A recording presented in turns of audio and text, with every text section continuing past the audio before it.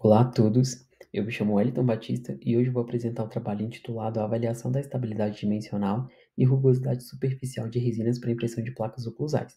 Trabalho feito por mim, pela mestre Bruna Moreira, pelo Dr. Leandro Hilgert e sob orientação do Dr. Rodrigo Medeiros, todos nós pertencentes à Universidade de Brasília. Bom, a disfunção temporomandibular, ou DTM, é um termo generalista para descrever as desordens relacionadas às ATMs e aos músculos mastigatórios, que tem como etiologia fatores ambientais, biológicos, psicológicos, biomecânicos e neuromusculares. Esse grupo de fatores constitui o modelo biopsicossocial da DTM. Os sintomas mais comuns são dores na mandíbula, dor de ouvido, dor de dente de origem não dentária, dor articular, dor de cabeça e limitação funcional mandibular. O bruxismo é um fator contribuinte para a DTM.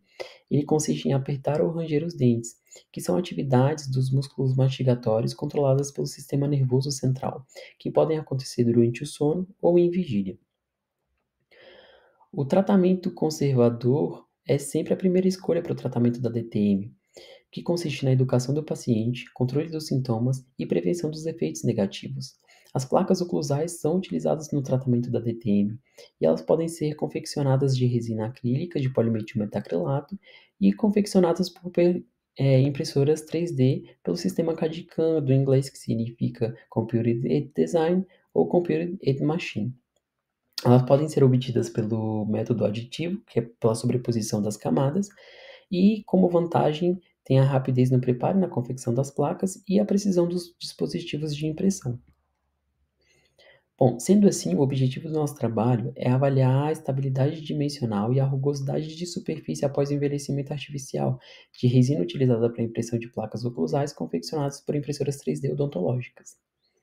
Bom, como metodologia, o nosso trabalho foi dividido em dois grupos de acordo com a altura de camada de impressão, sendo o grupo G1 com 25 micrômetros de altura de camada de impressão e o grupo G2 com 50 micrômetros de altura de camada de impressão. Cada grupo tinha 23 amostras. A resina utilizada foi a resina Smart Print BioBite Splint. Como metodologia para a obtenção dos corpos de provas, utilizou-se o software Fusion 360 para modelagem 3D. A impressora utilizada foi a impressora Lego Mark III, com ângulo de impressão a 45 graus. Todas as amostras após a impressão passaram pelo protocolo de pós-processamento em banho ultrassônico com álcool isopropílico a 95%, como indica o fabricante. Bom, todas as amostras passaram por acabamento e polimento. Um acabamento com Maxi-Cut e Mini-Cut para remoção dos condutos de impressão e o polimento para padronização da superfície, com a sequência de lixas d'água de 280, 400, 600 e 1000. As amostras tinham as dimensões de 10 por 10 por 2,3 milímetros. Também com metodologia, as amostras foram armazenadas e envelhecidas. Foram armazenadas em placas de poços com água destilada e guardadas em uma estufa bacteriológica a 37 graus Celsius. Foram feitas mensurações no tempo T0, T1 e T2, sendo o tempo T1 30 dias e o tempo T2 60 dias. Também para a obtenção da estabilidade dimensional, dois avaliadores fizeram mensurações em triplicatas utilizando um paquímetro digital com precisão de mais ou menos 0,01 milímetros. E com esses dados obteve as médias volumétricas, sendo o volume dado pela fórmula altura versus largura versus profundidade, e a média volumétrica obtida pela soma dos volumes dividido por 3. Bom, para a obtenção da rugosidade superficial, utilizou-se a microscopia de força atômica, (FM), utilizando uma ponta de leitura em forma de feixe de modo de contato suave e uma área de varredura de 50 por 50 micrômetros. Bom, foi feita análise estatística dos dados obtidos, utilizando-se o coeficiente de correlação interclasse entre os dois avaliadores, e para todos os testes aplicou-se o teste de Kolmogorov-Smirnov, e também foi feita a análise de variância ANOVA, seguida do teste Turk com significância de 5%.